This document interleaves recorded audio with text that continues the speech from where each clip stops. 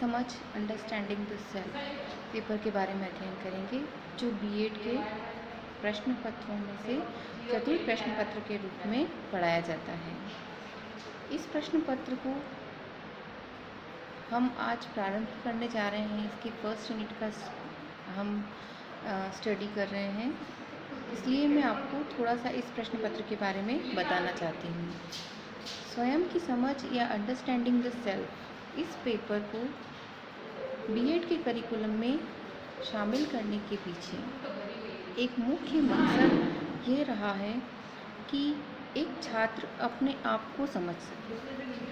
जब आप खुद को समझ सकेंगे, आपको अपने स्व का ज्ञान होगा, तो ही आप किसी और तक अपनी किसी बात को पहुंचा पाएंगे। हमें हमेशा अपने बारे में, अपनी आत्म अवधारणाओं के बारे में, अपनी संकल्पनाओं के बारे में ज्ञान होना अत्यधिक आवश्यक है। जब तक हम अपने स्व की पहचान और अपने व्यक्तित्व की पहचान नहीं कर सकेंगे, तब तक हम किसी भी रूप में अपने आप को समाज के लिए उत्तरदायी सदस्य नहीं बना पाएंगे। आइए शुरुआत करते हैं इस प्रश्न पत्र की। स्वयं की समझ या अंडरस्टैंडिंग द सेल्फ प्रश्न पत्र का प्रथम जो भाग है वो स्व से संबंधित है। स्व अर्थात स्वयं या आत्म, स्व को समझना और स्व की अवधारणा को समझना, और साथ ही साथ यह समझना कि हमारे अंदर इस स्व की अवधारणा का विकास किस प्रकार होता है। Self and self concept and their development. इसको पढ़ने के लिए सबसे पहले हम ये जानते हैं कि स्व का विकास व्यक्ति में किस प्रकार होता है। स्व का विकास व्यक्ति में होने के लिए पहले ये जानते हैं कि स्व होता क्या है। स्व अथवा आत्म। आत्म का अर्थ, स्व के आधार पर प्रत्येक व्यक्ति को पृथक रूप में, पृथक प्रतिष्ठा के रूप में देखा जाता है। इसका अर्थ ये है कि प्रत्येक व्यक्ति स्वयं एक अलग इंडिविजुअल होता है और उसकी एक अपनी खुद की प्रकृति, उसका एक व्यक्तित्व होता है, और उसी के आधार पर समाज के द्वारा, विद्यालय के द्वारा, परिवार के द्वारा उसको देखा और समझा जाता है। इसलिए प्रत्येक व्यक्ति को एक दूसरे अन्य व्यक्ति के द्वारा किस माध्यम से पृथक किया जा रहा है, उन किन गुणों के द्वारा पृथक किया जा रहा है, उनके आधार पर ही व्यक्ति को परखा जाता है। अर्थात प्रत्येक व्यक्ति की अपनी स्वयं की एक पृथक पहचान होती है, जिसके द्वारा समाज में उसको पहचाना जाता है। जैसा कि हम अपने जीवन में अनेक व्यक्तियों से मिलते हैं। कुछ व्यक्तियों को हम शांत व्यक्तियों के रूप में पहचानते हैं, कुछ व्यक्तियों को हम बुद्धिशील व्यक्तियों के रूप में पहचानते हैं, कुछ व्यक्तियों को हम ये समझ के पहचानते हैं कि इनका व्यक्तित्व बहुत ही सहज स्वभाव का है, बहुत उनको हंसी मजाक पसंद है। तो इस प्रकार प्रत्येक व्यक्ति अपनी एक अलग पहचान कायम करता है, जिसके आधार पर लोग उसको पहचानते हैं। जैसे हम महात्मा गांधी को अहिंसा के माध्यम से और उनके शांत स्वभाव के माध्यम से पहचानते हैं। वहीं अगर नाम भगत सिंह का आ जाए तो हम उनको उनके उग्र स्वभाव के द्वारा पहचानते हैं। इसीलिए प्रत्येक व्यक्ति के अंदर उसका स्व निहित होता है। उस स्व के अंतर्गत क्या होता है? स्व के अंतर्गत व्यक्ति की पूर्णता, विशिष्टता और संबद्धता का वर्णन होता है। व्यक्ति स्वयं में पूर्ण रूप में किस प्रकार प्रदर्शित होता है। हर एक व्यक्ति के अंदर अलग अलग प्रकार के स्वभावों का समावेश होता है, जो समय समय पर दिखाई देते हैं, किंतु ओवरऑल वो व्यक्ति किस रूप में सामने की ओर प्रदर्शित होता है, वह उसकी पूर्णता को प्रदर्शित करती है। व्यक्ति की विशिष्टता उसको दूसरे व्यक्तियों से पृथक बनाती है। वह किस रूप में दूसरे व्यक्तियों से पृथक या विशिष्ट है, स्पेशल, उसके अंदर क्या विशिष्टता है। क्या वो पढ़ने में अच्छा है, या वो संगीत में निपुण है, या वो खेल के बारे में अपने आप को अलग रूप में प्रदर्शित करता है। ये चीज़ें उसको विशिष्ट बनाती हैं। साथ ही साथ उसकी संबद्धता भी उसको अन्य व्यक्तियों से पृथक करती है। इस प्रकार उसके स्व का निर्माण होता है और यही स्व उसकी एक अलग पहचान समाज में उसको देता है। आत्म संरचना की प्रक्रिया में व्यक्ति सामान्य से पृथक दिखाई देता है। अर्थात जब हम किसी व्यक्ति के आत्म की बात करते हैं तो वह व्यक्ति अन्य व्यक्तियों से किसी न किसी रूप में हमको पृथक दिखाई देता है। यही उसका एक आइडेंटिफिकेशन है जिसके द्वारा व्यक्ति उसको अन्य लोगों से अलग करके पहचानते हैं और उसको समझते हैं। आइए जानते हैं आत्म की प्रकृति क्या होती है, अर्थात स्व को हम किन किन रूपों में देख पाते हैं या स्व को समझने के लिए किन किन कैरेक्टरिस्टिक्स का होना आवश्यक होता है। आत्म की प्रकृति, व्यक्तिवादी प्रक्रिया। आत्म अपने आप में एक इंडिविजुअलिस्टिक प्रोसेस होता है। हर व्यक्ति, जैसा कि हमने पहले भी डिस्कस किया कि हर व्यक्ति में एक स्व का समावेश है, मैं, वह व्यक्ति अपने आप में एक अलग इंडिविजुअल है। तो जब हम आत्म को समझते हैं तब इस प्रक्रिया में हम एक पर्सन के इंडिविजुअल थिंकिंग्स को और उसके व्यक्तिगत विशेषताओं को समझते हैं। इसलिए ये एक पूर्ण रूप से पर्सनलाइज्ड प्रोसेस है। व्यक्तिवादी या इंडिविजुअलाइज्ड प्रोसेस होता है जिसमें प्रत्येक व्यक्ति की अपने स्व के आधार पर पहचान की जाती है। पृथक व्यक्तित्व की प्रक्रिया, अर्थात प्रत्येक व्यक्ति एक दूसरे व्यक्ति से हर मायने में पृथक होता है। जैसा कि हमने पहले भी डिस्कस किया, व्यक्ति अपने स्वभाव में, अपने आदतों में, अपनी रुचियों में, अपनी व्यक्तिगत विशिष्टताओं में अन्य व्यक्तियों से पृथक होता है। तो जब हम उसका अध्ययन करेंगे, जब व्यक्ति के आत्म का अध्ययन करेंगे, तो वह व्यक्ति अन्य व्यक्तियों से जिन गुणों के माध्यम से पृथक किया जा सकता है उन चीज़ों के बारे में उसका अध्ययन किया जाता है। तो उसकी विधियाँ भी अलग होती है और उस व्यक्ति को समझने के जो क्राइटेरियाज हैं वो भी अलग होते हैं। सार तत्व की प्रक्रिया, अर्थात इसको हम कह सकते हैं समराइज्ड प्रोसेस। अगर हम किसी भी व्यक्ति का अध्ययन करने का प्रयास कर रहे हैं तो हम ओवरऑल एज अ होल हम उस व्यक्ति के अंदर जो विशिष्टताएं हैं उनका अध्ययन करने का प्रयास करते हैं और हम उनको समराइज करने का प्रयास करते हैं। व्यक्तिगत विशेषताओं की प्रक्रिया, इसमें हम व्यक्ति के इंडिविजुअल कैरेक्टरिस्टिक्स का स्टडी करते हैं। This is a process of individual characteristics study. अगर हम किसी व्यक्ति की व्यक्तिगत विशिष्टताओं का अध्ययन कर रहे हैं तो हम उसके स्व को जान सकते हैं। जैसे हम किसी बालक में क्लास में ऐसा पाते हैं कि उसके अंदर इनबिल्ट रूप से कुछ अलग रूप के मूल्यों का विकास है। वह आते ही शिक्षकों के चरण स्पर्श करता है, उसका बहुत ओबेफुल अपने शिक्षकों के प्रति व्यवहार है। तो इससे हम उसकी इन विशेषताओं के प्रति उसको पहचानने लगते हैं और इस प्रकार उसके स्व का निर्माण होता है। स्व का निर्माण व्यक्ति के स्वयं के लिए भी होता है और वह जिन लोगों के परिचय में रहता है उन लोगों के लिए भी होता है। व्यक्तिगत गुणों की प्रक्रिया, व्यक्तिगत गुणों में this is the process of individual values. प्रत्येक व्यक्ति के अपने खुद के अंतर्गत जो गुण पाए जाते हैं, ये उन चीज़ों का एक प्रोसेस होता है जिसके द्वारा जब व्यक्ति अपने उन गुणों का प्रकटीकरण किसी न किसी रूप में करता है तो ये चीज़ें उसकी आत्म संरचना का निर्माण करने लगती हैं। निरंतर प्रक्रिया, this is a process of continuity. जब व्यक्ति किसी भी कार्य को करना प्रारंभ करता है, जैसे कि महात्मा गांधी ने अपने सत्य और अहिंसा के मार्ग से हमें आज़ादी दिलाने के लिए अपने आप को आगे की ओर प्रदर्शित किया, तो इसका परिणाम हुआ हमें स्वतंत्रता उनके प्रयासों की वजह से मिली। तो इसने किसी कार्य को फ्रूटफुल बनाया और इस प्रोसेस को, प्रक्रिया को आगे की ओर बढ़ाया।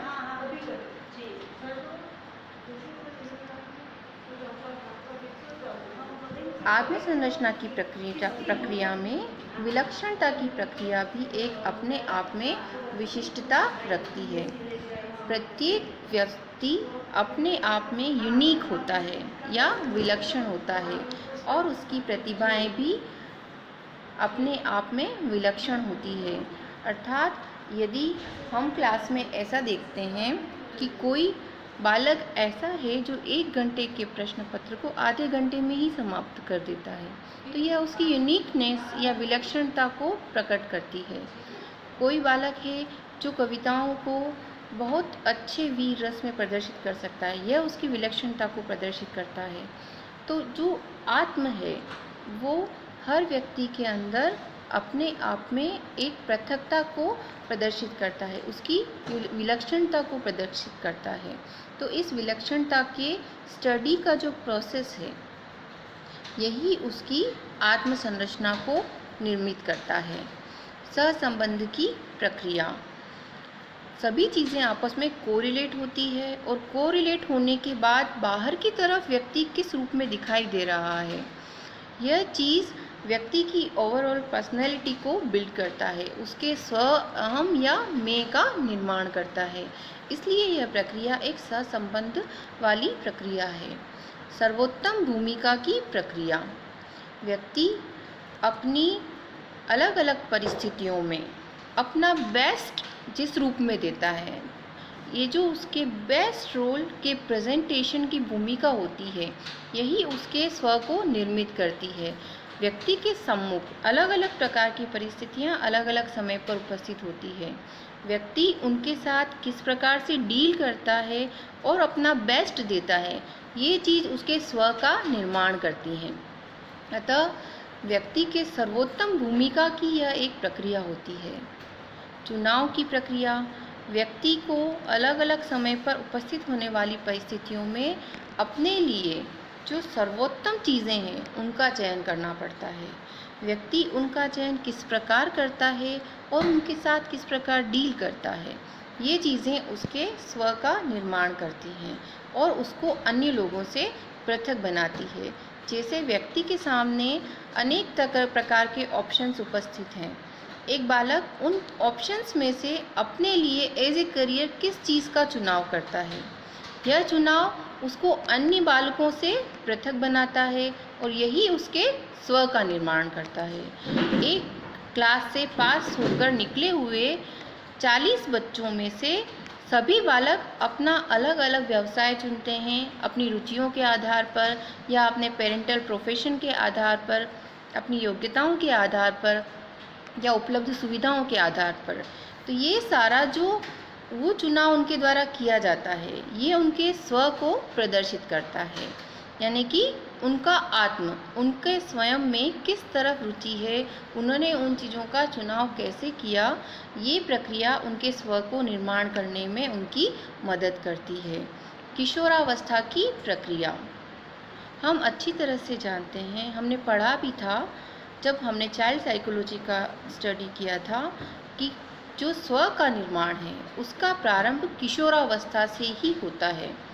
जब बालक किशोर होता है तब उसके अंदर स्व का जन्म होना प्रारंभ हो जाता है, जिसको हम उसके स्व प्रेम के रूप में भी देखते हैं कि बच्चे के अंदर सेल्फ लविंगनेस उत्पन्न हो जाती है।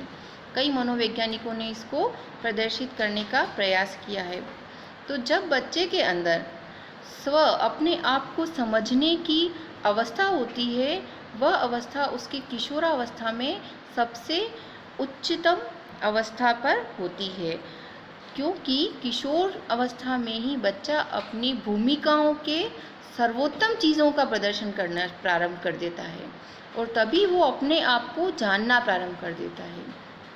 इस प्रकार हम ये कह सकते हैं कि स्वनिर्माण की प्रक्रिया किशोरावस्था में सर्वाधिक पाई जाती है।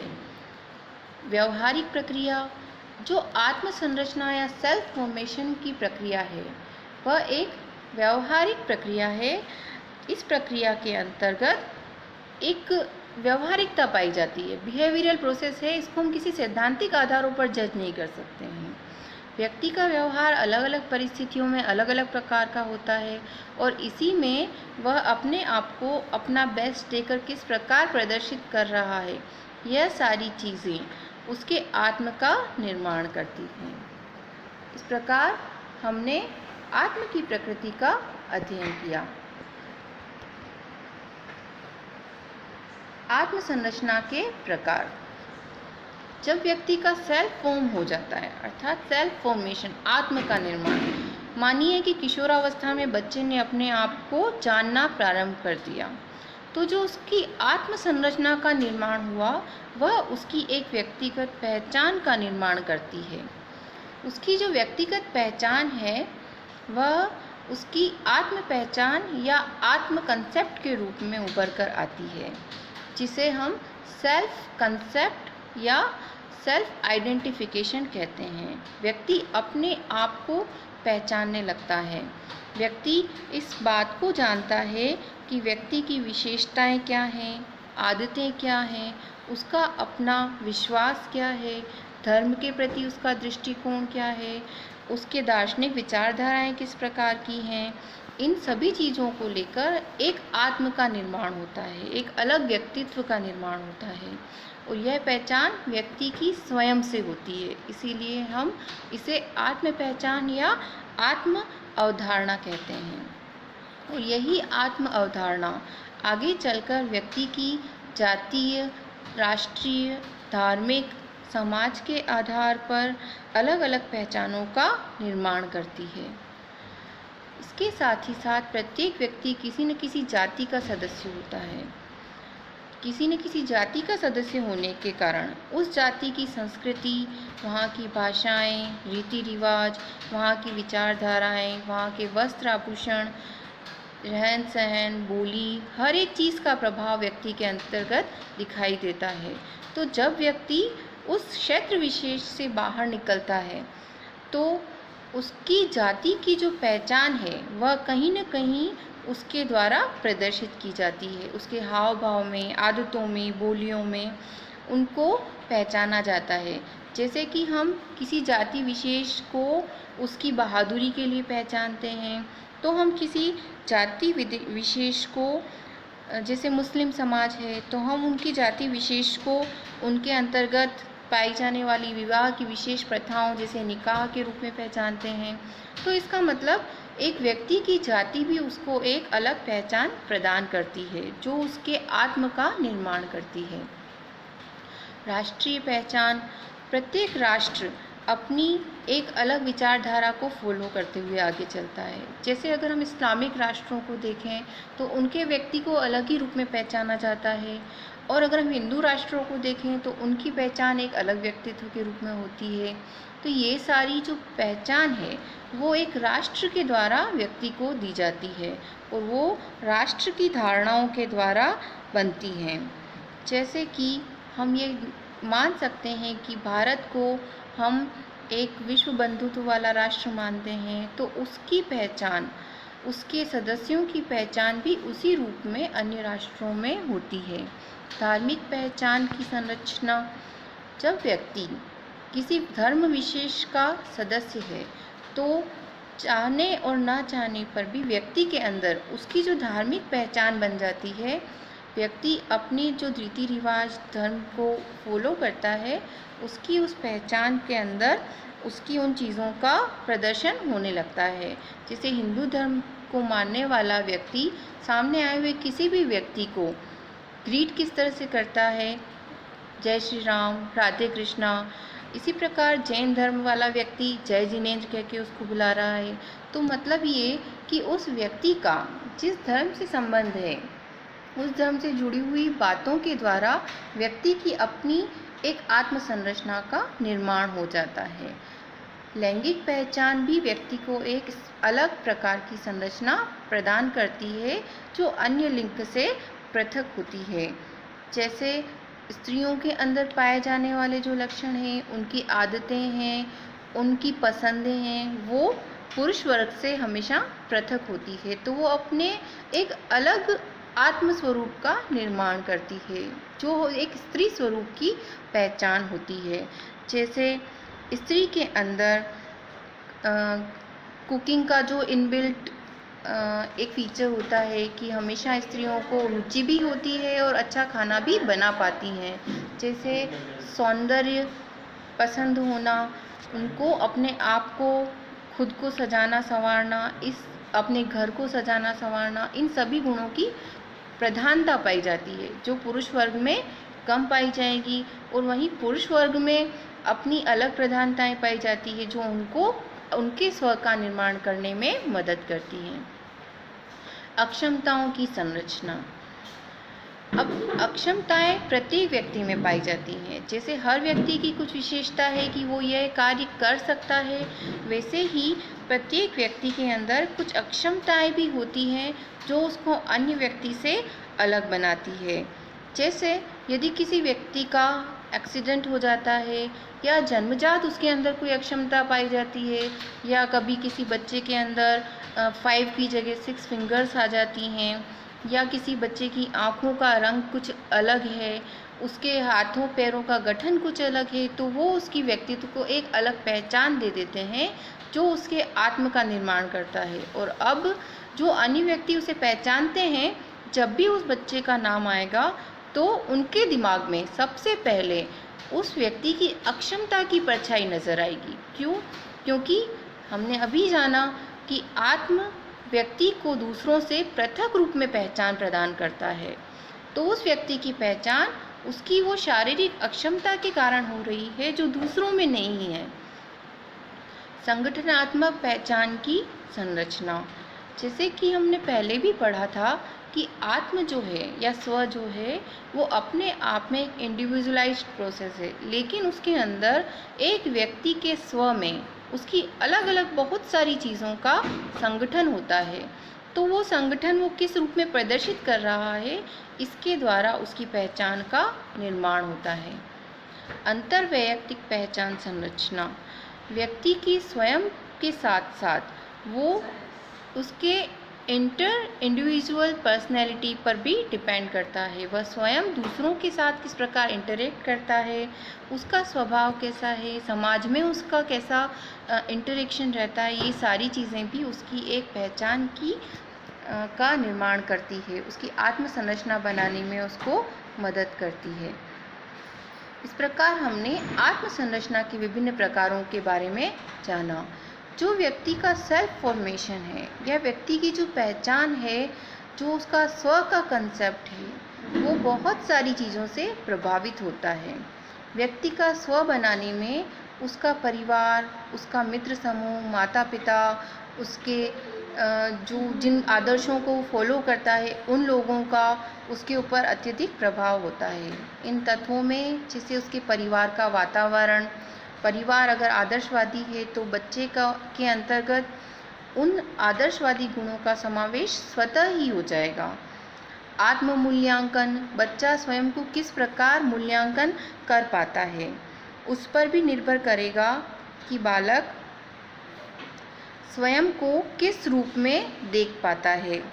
बच्चे का सेल्फ इवैल्यूएशन, बच्चा अपनी भूमिका से संतुष्ट है अथवा नहीं है। बच्चा अगर अपने आप से, अपनी भूमिकाओं से संतुष्ट नहीं है, ऐसा भी हो सकता है कि बच्चे की एस्पिरेशंस बहुत हाई हैं जिनको वो टच नहीं कर पाता, तो बच्चा अपने आप को कम इवेल्यूएट करेगा, और अपने आप को इवेल्यूएट करने के बाद उस बच्चे का अपने बारे में जो इंटरप्रिटेशन है वो उसके स्व का निर्माण करने में उसकी मदद करता है। पारस्परिक क्रिया मतलब इंटरेक्शन, उसका दूसरों के साथ में कैसा इंटरेक्शन है, वो उनके साथ में घुलता मिलता है, उनकी मदद करता है या हमेशा अलग रहना पसंद करता है, उसका स्वभाव चिड़चिड़ा है, इन सभी बातों का उसके आत्म संरचना पर अत्यधिक प्रभाव पड़ता है। मित्र समूह, बच्चा जिस मित्र समूह के साथ रहता है, उस मित्र समूह की विशेषताओं से भी उसके आत्म का कभी कभी निर्माण होता है। जैसे कि हम अपने मन में भी एक धारणा बना लेते हैं, एज ए शिक्षक हम लोग ये सोचते हैं कि जो बच्चा जो प्रखर बुद्धि वाले बच्चे हैं उनका एक अपना अलग समूह बन जाता है, कुछ बच्चे जो सामान्य वर्ग के हैं उनका अलग समूह बन जाता है, कुछ बच्चे जो खेल अधिक पसंद करते हैं उनका अलग समूह बन जाता है। तो इन समूहों से उस व्यक्ति की पहचान होने लगती है। इसी प्रकार माता पिता का बालक के प्रति जो व्यवहार है वह भी उसके आत्म को निर्मित करने के लिए उत्तरदायी होता है। माता पिता अपने बच्चे के साथ सपोर्टिंग बिहेव करते हैं, क्या वो उसके साथ पूरा समय व्यतीत करते हैं, उसको पूरी तरह से गाइड करते हैं। इन सभी चीज़ों से बच्चे के आत्म का निर्माण करने में उसको अत्यधिक मदद मिलती है। और अगर ऐसा है कि माता पिता के पास में बच्चे के लिए समय नहीं है, या वो एकाकी परिवार का सदस्य है, या माता पिता के पर्सनल रिलेशनशिप्स इतने अच्छे नहीं हैं, तो उसका भी बहुत अधिक प्रभाव बच्चे के आत्म पर पड़ता है।